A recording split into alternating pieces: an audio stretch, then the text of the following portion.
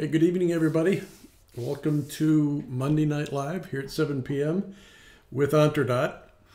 As I promised earlier today, the program for tonight is all about entrepreneurship readiness. Do you want to be an entrepreneur? God love you if you do. Or do you think you already are one, but you're kind of struggling with it and you wonder, well, what the heck went wrong here? So this is the program for you, especially for those that are contemplating this for the first time. That's who I'm really trying to address. So I've broken this subject down into 5 topics. And they are the passion you have and whether or not it's always there. It always has to be there. You live on passion. I'll tell you more about that in a minute. Commitment. This commitment you're about to make is not only purposeful, it is long-lasting. It has a lot of life to it. More about that. What some people don't readily think of is, well, what about your family? Do you have strong backing from family members of all kinds? More about that too. Money. You know, it costs money to start a business, and it costs money to have a family too. So how those two things mesh together. And finally, and probably most importantly, what you're thinking up as your business idea or the one you're pursuing really has to be a good one. And it has to have legs. There's a premise for it. It's undeniable, and you have a plan to achieve it. So let's cover these 5 things one at a time and a little bit of depth. Here we go. First one was passion. So this isn't a love affair, although there's a certain amount of love to this. And I'll talk about that about the 4th bullet down. But this is a personal calling. This is something you are driven to do. It is deep. It's deep within you. This is something you may have been dreaming up since you were a child or since you were in college. But it's there, and it's coming out now. You want to put it into action. So you have deep feelings about it, it's purposeful, and you are driven to do it. It's hard to explain, but this is something you're going to do, come hell or high water. This is high energy stuff. There's no doubt in your mind that you're going to do this, and you're going to put in the energy to make it happen. High energy. So you are kind of walking up 3 or 4 feet above the surface of the earth most of the time. You're so high with energy. Now, this is not a drug deal. The energy comes from within you. And people will know it by the way you talk, the way you carry yourself, the way you handle things, the way you converse with people, the way you present your business to others, how you deal with customers. The energy just oozes out of you. It seems to be endless. So if somebody says this person has endless energy, that's a big compliment because you're showing it. You got to really love the subject. This is the love I mentioned before. There's deep feelings about this, but it's a deep regard. It's love. It's a passion for this coming from within you, and it's quite frankly a life priority. It's part of you. There's no question in your mind that you're going to proceed with this. I've tried to say passion 6 different ways and added 3 or 4 more in the course of doing that.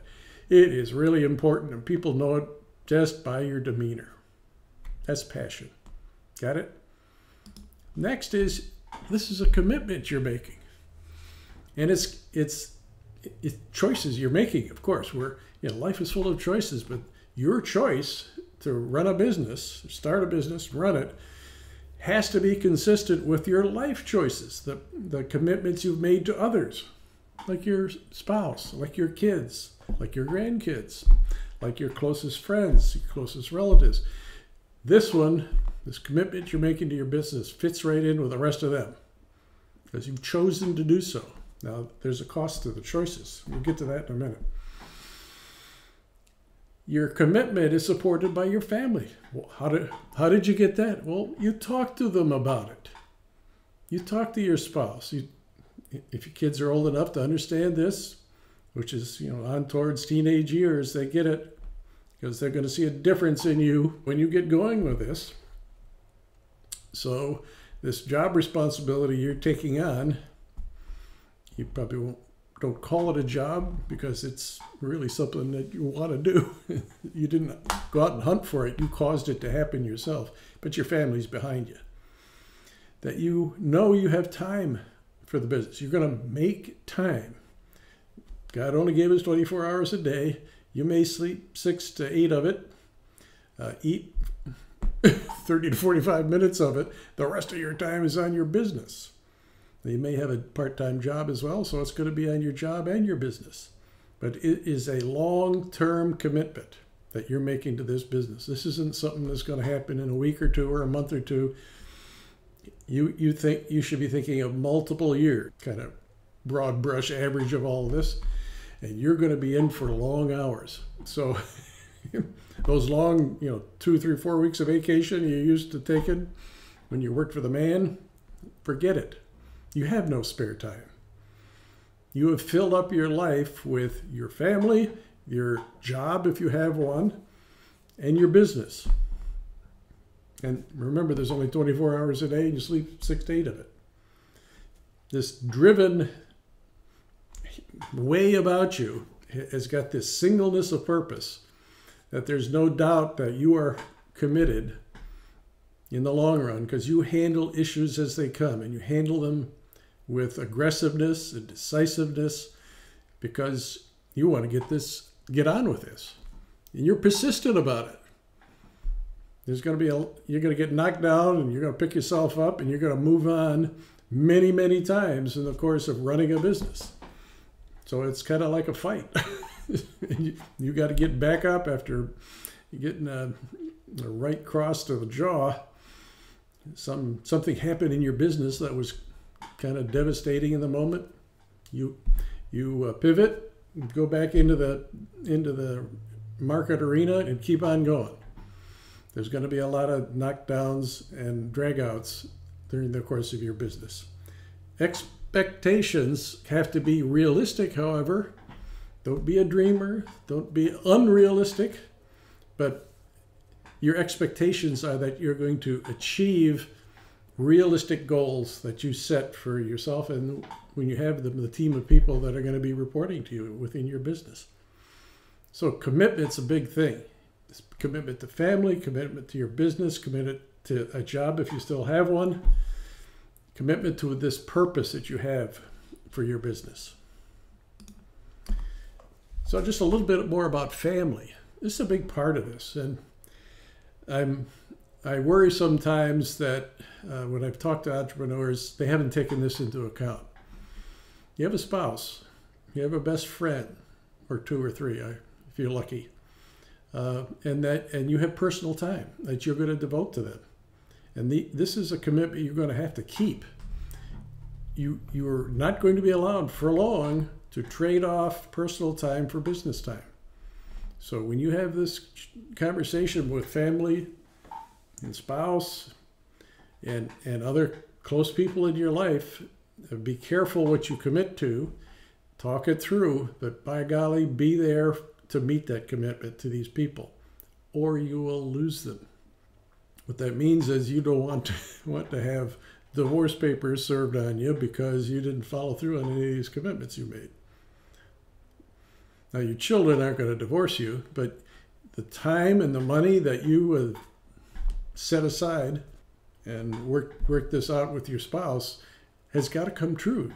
So if you've made commitments to your kids to go to their ball game, go to their band concerts, go to whatever events that they're in, the school play, graduation, and the list goes on. And the money is there for them to do these things. Many of these things are kind of expensive, particularly sports activities. Make sure it's there. What you commit to, you follow through on for your kids, both time and money. It's good to have a financial plan, if you will, for your family, for just covering the family finances so that you and your spouse know what it's got to look like and you manage it like it's a budget. So this money you set aside or are setting aside on an ongoing basis has to be there. Well, you manage it so you ensure yourself that it will be there. And you've made the trade-offs to make that happen. This is a tough one. I said earlier it takes money to start a business. Well, it takes money to have a family as well. And I would say your family is a hell of a lot more important than this business idea, even though you're very passionate about it. So you know where I come down on that one. Family first. And you have to have, in the course of this, realistic expectations set with these people. And that these expectations have to be well-founded. In other words, you will be able to follow through on them. Money, there's a big subject. So these family financial obligations that I just got through mentioning, have it in a budget. Talk it over with your spouse. And manage it on a month-by-month basis. Have a cash forecast. Let's call it a cash budget or cash flow budget, whatever term you use, for your business. When you put your plan together, have a realistic view of what these startup expenses are going to be. For just starting out, more often than not, you're going to be the one that's going to come up with the money. It could be family and friends kind of helping you or a co-founder helping you. But make sure you understand how the money is going to be spent in the first several months of the existence of your business. And then if you need more, identify other sources of funds for your business. That could be loans, it could be outside investors, it could be private individuals that either loan or buy equity in your company. There's lots of ways to do this. But make sure you get the money end of this thing covered. That you do all this planning and then, oops, I don't have the money to actually do this. What's wrong here? Well, you got to move it up to a priority that you deal with in a realistic way. Make sure the money is squared away. After all of that negotiation, if you will, you got to have a really strong business idea. It just can't be a fly-by-night thing, a pipe dream, a wish and a prayer. It's got to be prepared in the form of a plan. So you establish what I call the premise of your business. It's fulfilling a need in a marketplace, a large number of people in this marketplace who have a need, and you are going to explain in some depth how you're going to fulfill that need. Need and fulfillment, they go together.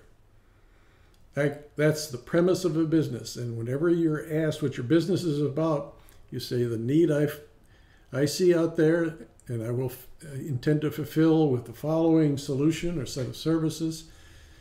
Need fulfillment. You start there. Then you assess, well, who the heck will buy this? It's a market opportunity. Markets are made up of large numbers of people. Well, who are they? How many of them are there? How do you reach them? And who do I have to beat in order to win? You have some differentiation in your business versus your competitors. You have an undeniable and really big competitive advantage. You come a must-have rather than a kind of a me-too in the marketplace. You don't want to have that. That you understand the barriers to entry by others. So if this is a really attractive market you're going to go into, you want to know that it's going to be hard for other people, other companies to enter this market in the manner you do. That's where you need this competitive differentiation. But it could also be patents and other trade secret kind of information that you have no others have, that is necessary for you to actually run the business the way you do it, and would prevent others from entering your business, at least in the manner you do. That there's a purpose for this business. Making money, that's not a bad one. A for-profit business, well, you could also have a social cause. That's okay too. Essentially the same business principles apply to a nonprofit social cause. Have the funding, figure it out for all the startup expenses. If there's intellectual property involved with this business, iron out who owns the intellectual property and make sure your company owns it, particularly if it's software or some form of biotechnology or hardware technology, and if they have to be protected with patents, proceed to do that as well. all said and done, you have an initial business plan developed for your business. I hear a lot of people talk about, well, do I have to really write a business plan? Well, I just unhesitatingly say, of course you do. It doesn't have to be a tome of 50 pages or, which I've seen in the past. It's got to be 15 or so. And it's got to clearly and succinctly explain what this business is to you, first of all, and you could write it down, but you're going to be faced with having to present it to others and convince others to join you in this. That's a business idea. And all of what I've talked to leads up to this, and all this passion and you have for this business is all about this thing you wrote down, this business plan. Now, I got my business plan. How do I proceed from here? So, think it through one final time. Is this business really something I want to spend my 2 or 3 years or more of my life trying to bring to fruition? And just one last time, is my family and with me in this, and any other personal relationships, are they with me as well? Then proceed to get advice and guidance from industry experts, people who know this market or this technology, who have connections that would enable you to reach potential customers, for example. You've got to make sure that any past relationships with companies you've worked with or worked for in the past, that you don't have agreements that you've made of the nature of non-competes, non-solicitation, those kinds of agreements, intellectual property you've developed for them that they own but you can't use. Make sure all that stuff is straight right from the beginning. In fact, you should have thought of that way back in the planning phase. Then proceed to establish new relationships under non-disclosure agreements. That's what NDA means. Confidentiality agreements. You may need a co-founder. You may need partners in your business for marketing and sales, and technology development, things like that. You may need investors. Now, they don't usually sign NDAs, but they can be trusted more often than not. I are one of them, so we don't usually sign them. These new relationships are ones that some of which you may have already started nurturing. Turn up the heat. You're looking for more and more advice and influence in the market you're thinking that you're going to enter. Start thinking about and putting in place the experienced team you're going to need in order to start this company. A management team and some key initial employees, development kind of people or business development people, some of whom you may make co-founders in your business. If they're going to join you full time, you should seriously consider that. But get to know them first. You may have gone into this premise of your business way back when I talked about putting a plan together, that you may have done that with others that will be co-founders right along with you. And you've worked out, the share of ownership that you each have. And once you've got this initial team, as time goes on, you're going to have a number of subcontractor relationships. The usuals are accounting and legal, because you're going to form a company and you need to keep your books and pay your taxes. But business development people, marketing and sales people, same is true for manufacturing, distribution, and many other support disciplines that are going to be perhaps part of your business operations. So you're starting to develop this stable of subcontract relationships, some of which could become permanent employees later once you're up and running and you've got full-time employment for them rather than subcontract relationships with them. And then finally, before you start taking money into your company and hiring people into a company where you have legal documents, you should do that as a legal entity. So let your subcontract attorney help you become incorporated. So form a real company and all the documents that go along with that. So there you go. That's all about entrepreneurship readiness. A lot to it, isn't there? There is. A lot to think about. At whatever stage you are, start getting a feel for what this is all about. Talk to other people who have done it. Take every opportunity you can to learn from others who have gone through this themselves, maybe 2 or 3 times even. Have a lot of wisdom to share with you. So that's it for this evening. It only took a little over 20 minutes. I hope it was helpful. If you want to talk about it further, I'd be glad to talk to you about your business adventure and what it takes to get you started as well. Have a great evening. I'm Bill Warner with Forethought.